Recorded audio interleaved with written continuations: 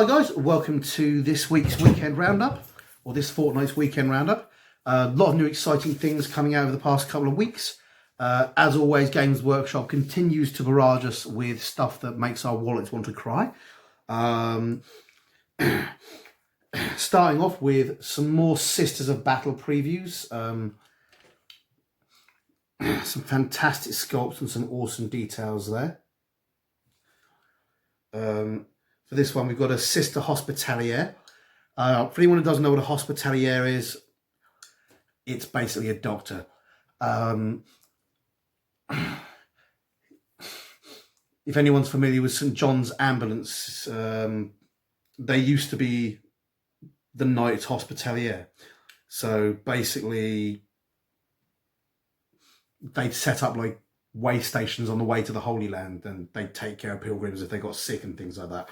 And then they go out and stab people because they worship God in the wrong way. But yeah, we've got some fantastic molds and styles there. It looks like it's going to be quite a complex miniature. We can see over the shoulder here, you've got your apothecary needle that we're so familiar with from the Space Marines. I mean, you're looking at all this. Sorry, get that there. You're looking at all these details. This is going to be a delicate miniature to put together. So, but it's also going to be really, really cool. In addition to that, kind of hot on the heels of Titans, of Adeptus Titanicus, they've got a new game here, which is another mini game, which is an aerial fighting game. I don't know if this is going to be in any way tieable in with the Titan game, but you've got a lot of mini planes there for Aeronautica Imperialis, which is the name of the game. So yeah, it's yet another way to play games in the 40k era. It's Orcs versus Imperium, just because I think those are the ones they got the most fighters for. I think that's just because over the years people have just really liked Orcs and really liked the sort of the Imperial Daka design. But you've got 2 Thunderbolt fighters, which can also be built as Thunderbolt Furies, 2 Marauder bombers, 3 Dakar jets, 2 fighter bombers, and 1 rulebook, plus a double-sided area of engagement battle map. So it looks like another, with the small things, I imagine it's going to be another reasonably small footprint game. GW releasing a lot of these, I just think, just on the realization that people don't have that much space anymore. What used to be a standard thing where everybody had a big back room, where everyone's mum had a big back room, is not a standard thing anymore. Yeah, much has changed in 30 years. We can get some great pictures there of the Imperial fighters, which apparently again can be built in multiple options. The Imperial bombers.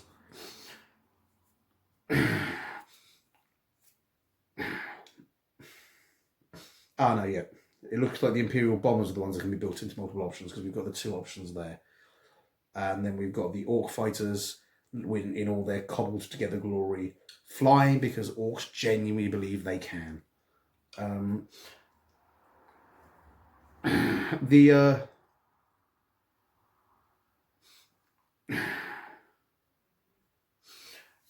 The initial game is actually coming out over the skies of Rinnsworld.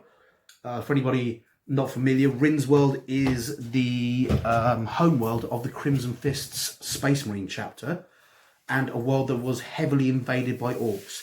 If you read the Rinnsworld books, there's actually quite a bit on the Imperial Interceptors fighting the Orcs. It actually says quite a lot, because it really runs the Imperial Interceptors as very much fighter aces. These guys are trained hard, and they're taking out Orcs at a much higher number than Orcs taking out them. They just keep getting swamped by hundreds of Orc fighters. The Orc fighters are insane, and they just keep overwhelming them in the book. So it's a really good book. I totally recommend reading Rinnsworld. But yeah, you'll be able to explore the Rinnsworld area. There's going to be anti-aircraft guns. It looks like it's going to be another token heavy game. You've got aircraft and aces Imperial Navy cards and Orc Air Warg cards. So you're going to have special characters and Spiffy and stuff like that. You got some beautiful dice there. It's another D6 dice game. GW really sticking to the D6 that they know and love, and if they can get them printed out as beautifully as they always do, why not? So that looks really cool. We've got some more Blackstone Fortress stuff. We've got 5 intrepid new explorers coming out there, so that's really nice. You know, you've got your deadly threats there, which is sort of your Chaos Warband guys, and a lot of that's being advanced across the thing, so that's pretty cool as well. For those of you who haven't noticed, there's a new... Is it going to show me? No, it isn't. Damn it. There's a new starter pack out for Kill Team. Damn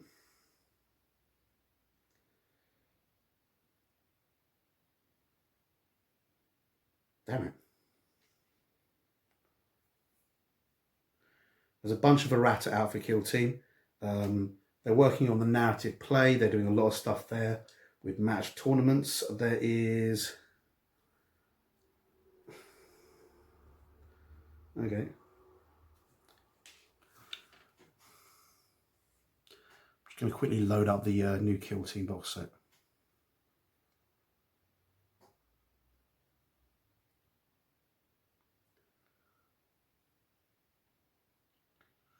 Right, I'm just going to pause it because it hasn't actually got up the picture of the new box set on the Kill Team update, weirdly enough.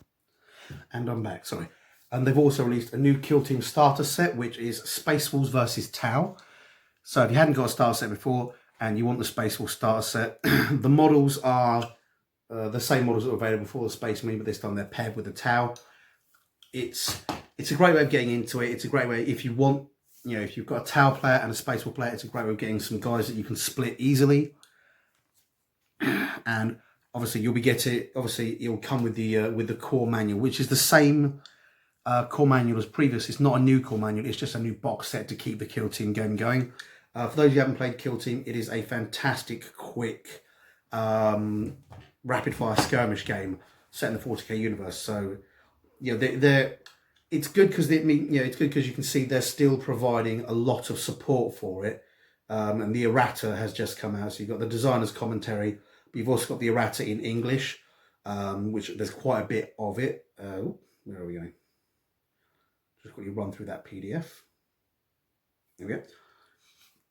As you can see, we've got multiple pages, well, 3 pages of errata. It's all fairly quick, it's all fairly easy to see, and it's all page listed. Sorry, it's all page listed as you'd expect the GW errata to be. So that's pretty cool. So if you're a Kill Team fan, go check that out. It's nice to see. I think it's really good to see GW continue to support these games they're bringing out. One of the worries was that GW were going to do what they'd done before when they ran a lot of games, which is bring games out and then forget about them. Now, there are a few games they've done that with, mostly sort of one-shot games, like the Silver Tower and things like that. But the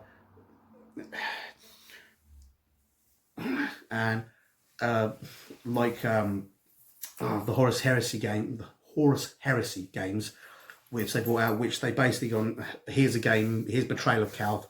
It's a one-shot game. We're not going to release anything more for Betrayal of Calth. But with those games, they weren't really there for the game. You were buying them for 2 reasons. One, it gave you a nice one-shot game with some nice boards and scenery that you could use if you wanted to.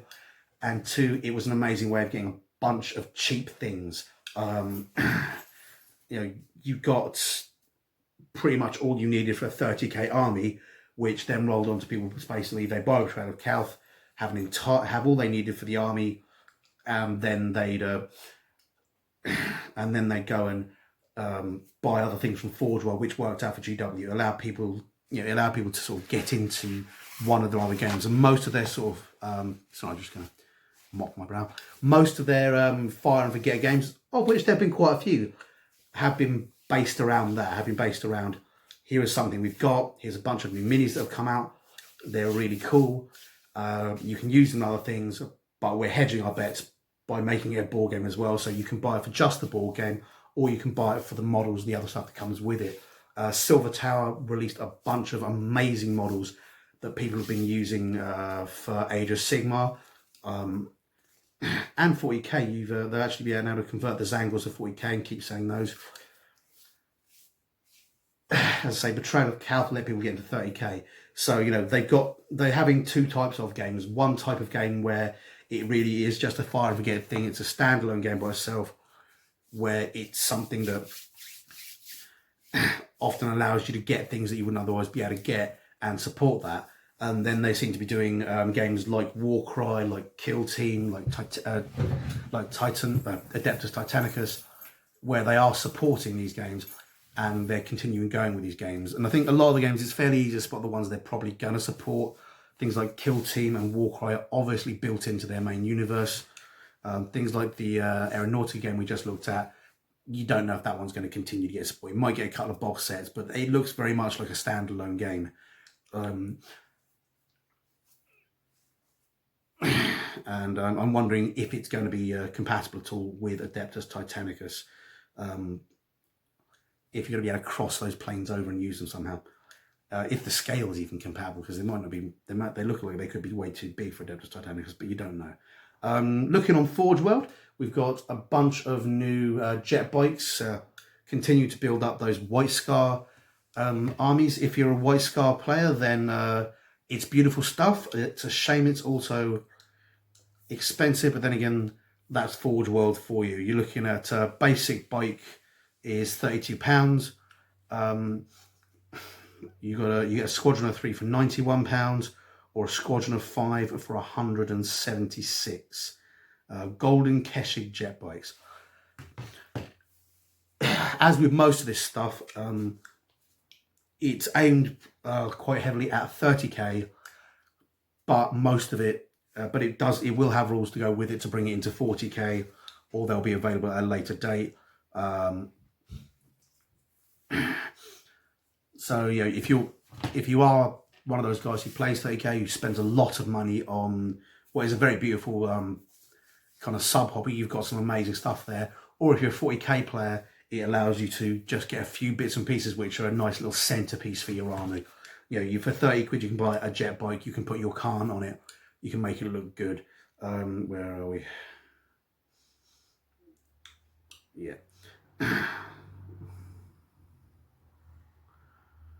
Yeah, you can, let's see, let's get that light side.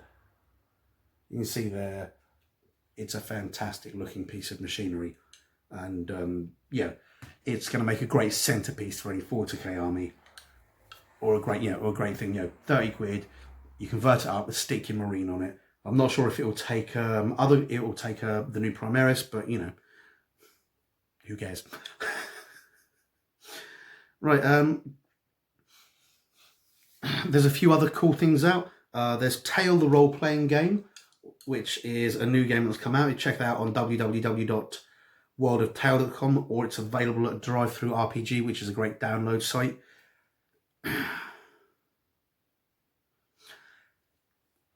It's one of those games. It's a game where it really builds up around it. It sells itself as quick, simple and efficient to get going within 30 minutes for new and old players. The rules are designed to take as little time as possible away from the actual game. It's got interesting to learn characters to play, whether you're guided by motives and desires of uncommon fantasy types. Fighter no, wizard no. High quality questing without the need to know years of lore, delve into mystery crawlers, journeys that work to create memorable stories. So you've got this one, and world building. It's got it's got a challenge. It says the tale is hard, and there's no guarantee you're going to survive. And the world building lets the game master and the players cooperate to create detailed worlds as they go. Quests are created with NPC archetypes without names or gender, so you can put your mark on it. It's selling itself as something that's really easy to get into, and you don't have to know D&D to get into it or know the background of it. You don't really need to know those things with D&D, but they really do help. With this one, they're trying to sell it as much more heavy on the role play, and you're going to die.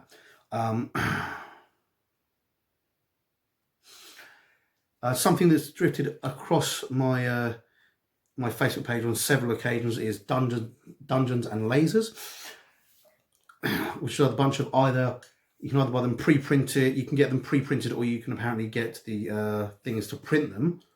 But they're stackable 3D printed dungeons that you can get to create very big, highly complex fantasy dungeons. I've always struggled with fantasy dungeons for the simple fact that my players have always ended up outgrowing the dungeon. You can see they've got some sci-fi stuff there. They've got some fantasy stuff there. I think what interests me the most actually is you've got 20 different companion models, and you don't get too many companion models, and they're fairly static, where really what you want them to be is unique. And there you've got loads of little dot guys that you can add to your druids, to your rangers, to really bring them to life. So they're on Kickstarter at the moment. They have, well, they're still backable. Only 44 hours to go, so go check those guys out. They've already hit their goals, so they're going to be there. So if you're looking to get something off them, check those out. There's another Kickstarter. Well, according to the thing, it's a Kickstarter. I've had to go to their website. There's another thing coming out called Dungeon in a Box. Just waiting for that to load up. Sorry, just waiting for my pad to load up. There you go. Dungeon in a Box is a weekly... is a monthly subscriber service, sorry, not weekly, where they send you basically a cardboard box full of 5th ed D&D stuff. There's actually an adventure apparently every month. You get maps and terrain every month in this box. Looking fairly cool, fairly standard D&D square maps. A good level of detail there. You get 2 types of miniatures. You get some 3D Reaper miniatures, but frankly what interests me is they've got flat, what they're calling skinny minis, which are basically transparent acrylic with the models, I'm assuming with the things I'm assuming printed on, well, not painted by hand, but you know, obviously not painted by hand, but they've got fronts and backs.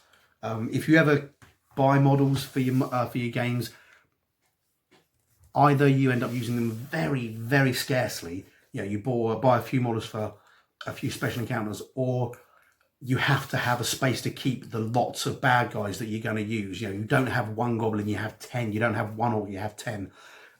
These well, very well drawn flat models are at the very least a solution to storage for the models. They just pop into their acrylic bases and away you go. You've got, again, some resin miniatures, but frankly it's the flat ones that interest me more. All subscriptions come with access to digital versions of the box. It includes the adventure booklet, maps, monsters and terrain tokens, plus digital exclusives like ambience, soundtracks and additional lore.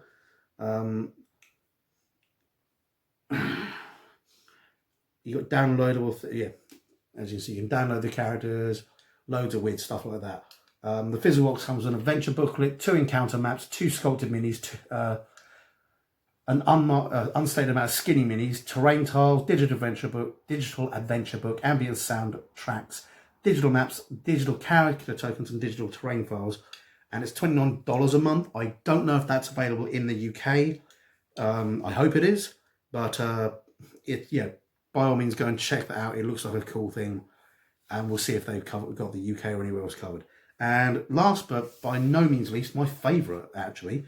For those of you who've watched this, well, you know I love the 5th ed books that are based in other worlds. An actual Viking one.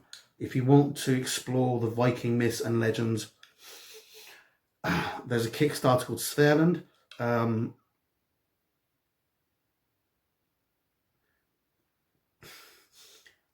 Actually, the Kickstarter's already finished, but you can purchase the book. It's a 5th ed book covering